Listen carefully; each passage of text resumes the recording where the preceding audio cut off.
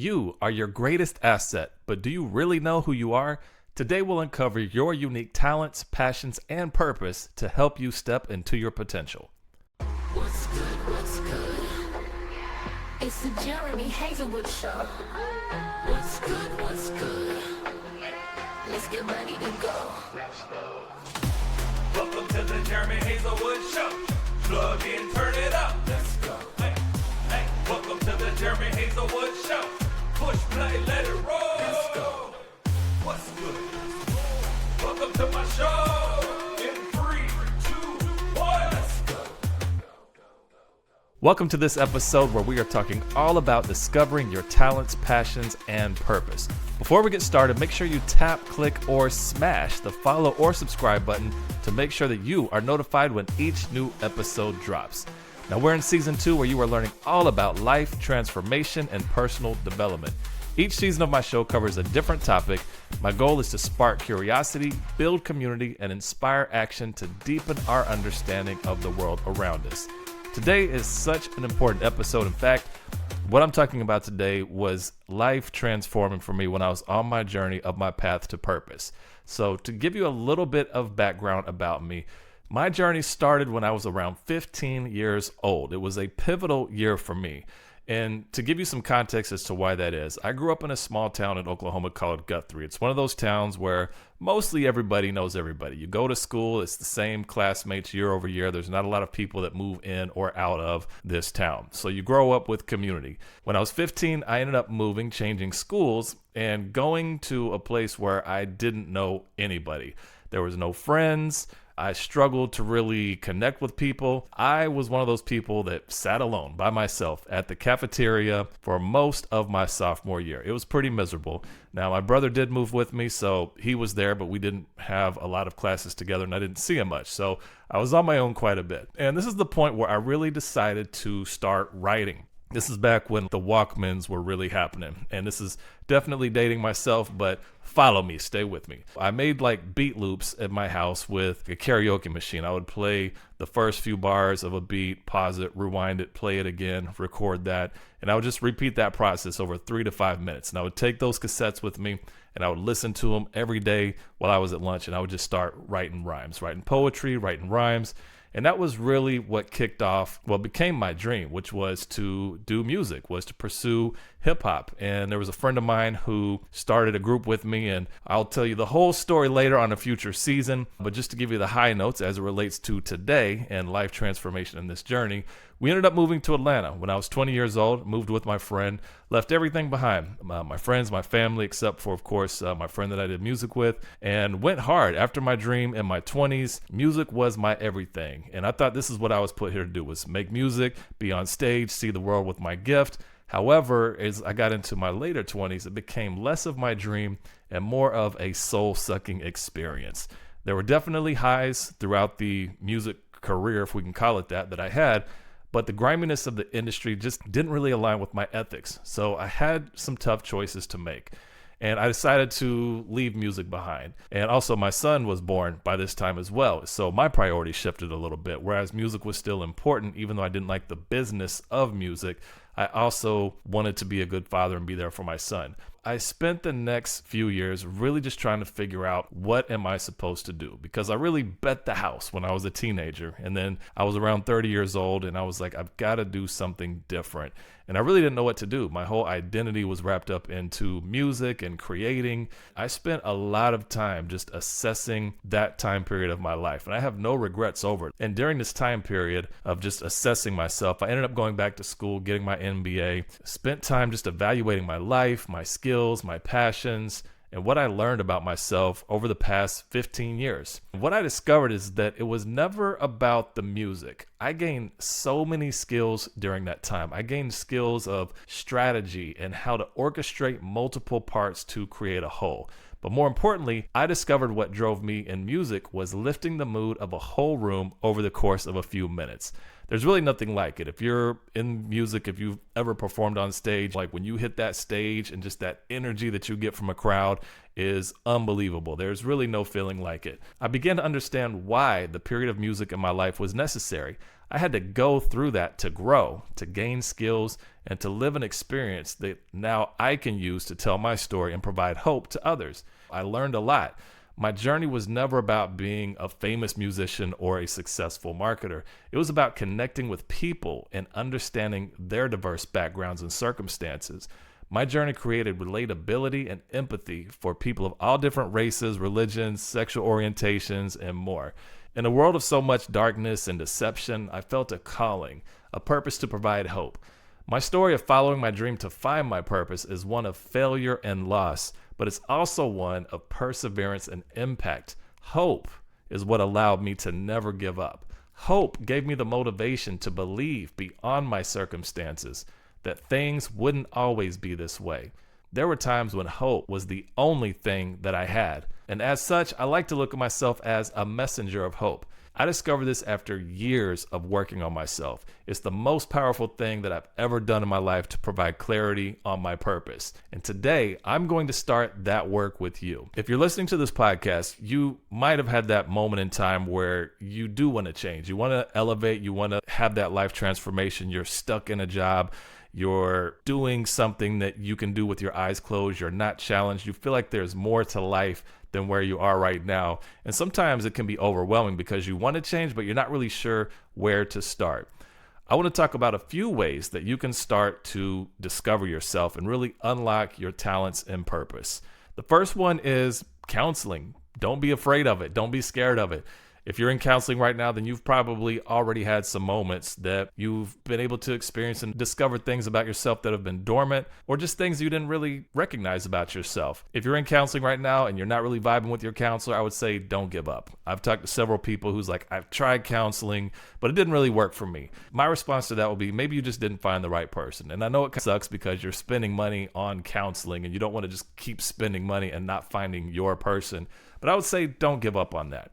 Number two, another option would be to get some coaching. So maybe it's professional coaching, maybe it's life coaching, finding someone who will coach you. I will lump coaching and mentoring within the same thing, even though these are two very distinct types of roles. Finding someone that you can connect with, whether it's through someone that you know, or maybe there's a network at your job that provides mentorship or coaching, or maybe you can plug into local community resources that offer this kind of assistance. The third way to start discovering yourself is to just ask yourself what you're good at. And we'll go over an exercise here in a moment that can help with that. The fourth one is asking others. There's no shame in, when you're trying to do this work, asking people, what do you think I'm good at? If you could see me in any job that you think I would excel in, what do you think that would be?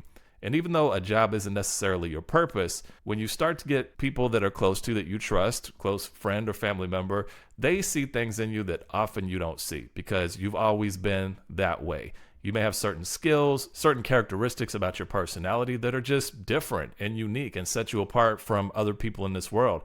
You don't recognize it because it's always been in you. It's just who you are. And you don't always see that other people don't have what you have because you might be comparing what they have versus what you don't have. And we can get stuck in that trap a lot. You see someone who's really talented at a gift and you're like, wow, I wish I could do that, or I wish I could be that good in that skill. But at the same time, you have a whole artillery of skills that you haven't even tapped into yet, or you're not aware that you have these. So start asking others as well. The fifth way to start discovering yourself is to do assessments. And these are things that I've done as well. These have actually helped me out quite a bit. And I'll run through some assessments here in a moment.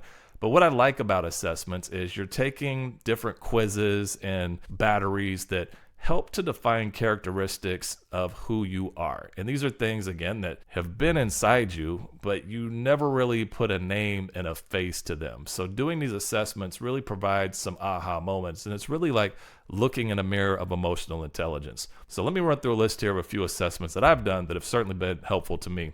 Some of these assessments cost. I can't tell you which ones do and don't. There's some free versions out there, but even if you pay for these, they're not really expensive. And I'm not selling them. I'm just telling you so you know once you start doing this work, there may be some costs with some of these assessments. But the first one is Honey and Mumford's Learning Styles.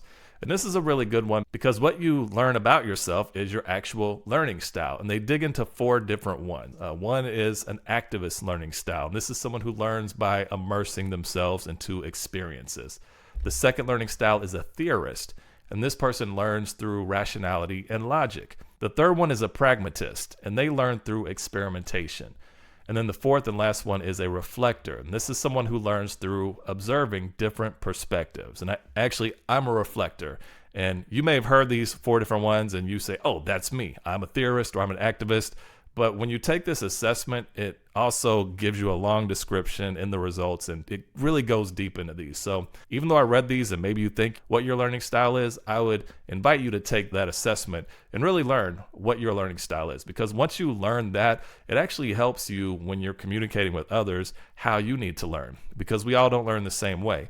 And when you also are working within a work group and other people's learning styles, you start to understand why you're trying to teach something and someone's eyes just gloss over, because you need to reach them in a different way. So that helps with communication. The next assessment that I would recommend is Myers-Briggs, and this is a pretty popular one. The Myers-Briggs consists of 16 personality types based on 4 sets of preferences, which would be introversion versus extroversion, sensing versus intuition, thinking versus feeling, and judging versus perceiving. As you take the Myers-Briggs, you'll start to learn what your personality type is. And again, you learn these things about yourself. You can put a name on it and a label on it, and it really helps you realize, hey, I'm not really a messed up person. I'm just this way, and that's okay, because we're so hard on ourselves about certain ways that we think we are, when in actuality, it's actually really normal for certain personality types, and it's not a flaw. The next assessment that I would take is actually a quiz. And if you're familiar with Gary Chapman's 5 Love Languages book, this is a very simple quiz you can take on his website. And it's about learning what your love language is. And love language is great for relationships, but it's also good for you to know what it is you like, whether it's a romantic relationship or just a friendship or a personal relationship. It helps you understand what some of those needs are when it comes to affection and attention. And the 5 areas that he talks about in his book are words of affirmation, quality time, physical touch, acts of service, and receiving gifts. And although we may have multiple love languages, there is one dominant love language. Like for me, for example, it's words of affirmation. Doesn't mean that I don't like quality time or don't like physical touch. I love all those things as well. But when you start to learn what's most important to you, it helps you to communicate those needs, but it also helps you understand what you need as a human being. And again, you're building this emotional intelligence. It all connects to what we're talking about today of discovering yourself and understanding your talents, passions, and purpose. The next assessment is the DISC personality profile, and that's DISC. And basically the DISC breaks it down into 4 different personality profiles. There's dominant. The people that fall into the dominant category tend to be confident and focused on results. There's the I, which is influence. And these people tend to have a higher level of enthusiasm and place emphasis on relationships and influencing others. The S is for steadfastness, and these are people who are supportive and dependable. And then the C is conscientious, and this focuses on quality and accuracy. So as you take the DISC, it doesn't mean that you're only one of these things. It will actually rate you across all 4 of these different categories, but you typically have a very dominant personality profile. Sometimes you might have 2 that are close, but again, once you understand this about yourself, you're able to function in the world having this emotional intelligence about yourself, and it really helps you for what we'll be talking about in future episodes of this season. The last one I'll talk about is Clifton Strengths. And Clifton Strengths, there's actually a book about it. It was formerly called Strength Finder. So if you're familiar with Strength Finder, it's now Clifton Strengths. And this categorizes your top strength themes. There are 34 total themes that this book and this assessment categorizes. This is actually a really good one. And what I find interesting about Clifton Strengths is I've taken this assessment 3 or 4 times. Each time there have been differences within my top 5 strengths. It doesn't mean all 5 were different, and I've taken it several times over the years. So what I found is like throughout the years as I grow, and I'm sure with these other exams as well, as you grow, you start to change a little bit. But wherever you are in that season of life, your strengths may actually be a little bit different. So your dominant strength in your teenage years may not be your dominant strength in your 20s or your 30s. Because what I found is just like any skill in life, what got you there won't keep you there. So whatever skills you acquired to get you to this point in life may not necessarily be the same skills that will help you to level up on the next phase of life. But understanding where you are right now gives you that position of emotional intelligence to work with and to move from. All right, so let's do a quick exercise about talents and passions. This exercise is actually in my book. So if you've read my book, then you may have already done this exercise, but this is a good time to take out a pencil, paper, pen and pad, and create 3 columns. Column 1 will say talents I have, and I'll explain what each of these mean. They're pretty self-explanatory, but I'll explain it further. The second column will be talents I enjoy. And then the third column will be my passions. Now, column 1, talents that I have, you need to spend some time on this, and you're not going to do this right now unless you actually pause this episode, but go back and listen to this, or go back and do this work. So on the talents I have, just sit, think, reflect, take an inventory on the talents that you have. They may not necessarily be talents that you like. That's why we have a talents I enjoy. So for example, I'm pretty good at spreadsheets. I'm not like a spreadsheet master, but I'm good at spreadsheets. So I could put talents I have. I'm good at spreadsheets or math or something like that. I'm cooking. I have a talent. I'm not like a chef or anything. All these things that I have a talent with. And then the next one are talents I enjoy. So when you look at column 1 of talents I have, maybe you circle those and draw an arrow for the talents I enjoy, or maybe you just write those. You reference the first column and you write those talents that you enjoy. So if I really am good at spreadsheets and I also enjoy doing spreadsheets, then I'm putting spreadsheets, doing spreadsheets. I guess that's a talent, doing spreadsheets. I don't know. Then the third column is my passions. What are you passionate about? I'm doing this for a couple reasons. One, talents and passions are different, and passions and purpose are different. Write down your passions. Maybe for me, it's like traveling, it's college football, it's writing, even marketing. Like marketing is a talent I have, a talent I enjoy, and it's a passion. So write down the things that you are passionate about. Maybe it's animal care or helping the homeless or something like that, or running, whatever your passions are. Capture all those in your passions. Now, as you're looking at this sheet, these 3 columns, especially those talents I enjoy and my passions, reflect on those. Really look at it and see if there are any ideas that are sparked. What are your talents and passions telling you? What I find is that your purpose often, not every time, but often lies at the intersection of your talents and passions. Think about it like this. If I'm really good with my hands, let's say I'm a carpenter. I'm really good with my hands. It's a talent I have, a talent I enjoy, and I'm passionate about helping the homeless. Maybe my purpose is to build things that can either raise money for the homeless, or maybe it's to volunteer with organizations that provide and build housing for people who need a place to live. Look at those talents that you enjoy and those passions and think about what are some areas in life or some causes or ways that you can use both of these to live out your purpose. My disclaimer is I'm not saying that is where your purpose will be, but I do think that your purpose can be lying at that intersection. So the importance of understanding yourself, taking these assessments, understanding who you are, what makes you tick, what your talents are, what your passions are, this actually helps you to come closer to discovering your purpose. When you're thinking about where do I even start this work, it starts with doing the work on yourself. You're not going to find your purpose externally by asking someone else. Nobody can tell you what your purpose is. You have to take the time, sit with it, do the work on yourself, and it is going to come to you. You are going to discover so much about what you're capable of. When you start to reflect on your past and experiences that you've been through, that you've survived, that you lived through, you're going to understand the resilience and the perseverance and the skills that you've obtained throughout that journey of your life. Let's talk about your action plan for this episode. What I want you to do is review the assessments in this episode and put a date on the calendar for when you are going to complete each of them. Like literally put a date on there. Month, day, year. Again, some of those cost money. If you don't want to do the ones that cost money, I don't believe they're that expensive, but at least the ones that are free, put that on the calendar as to when you're going to complete that. The second action I want you to take is to complete the talents and passions exercise.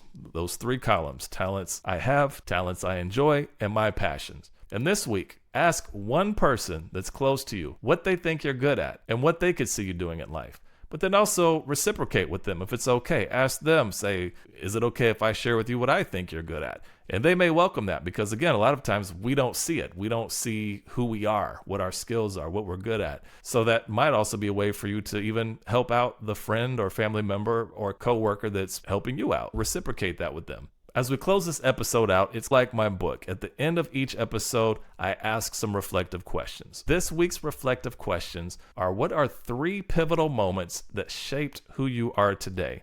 At the top of this podcast episode, I talked about me moving when I was a sophomore in high school and then moving to Atlanta. Those were 2 definite pivotal points. So think about your own life and what are 3 pivotal moments that shaped who you are today?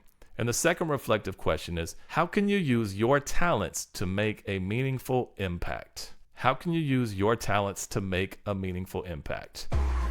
And that is today's episode. I want to thank you for tuning in to the Jeremy Hazelwood Show. If you enjoyed today's episode, don't forget to follow or subscribe so you're always up to date when the latest episode drops. Until next time, keep following your dreams to find your purpose.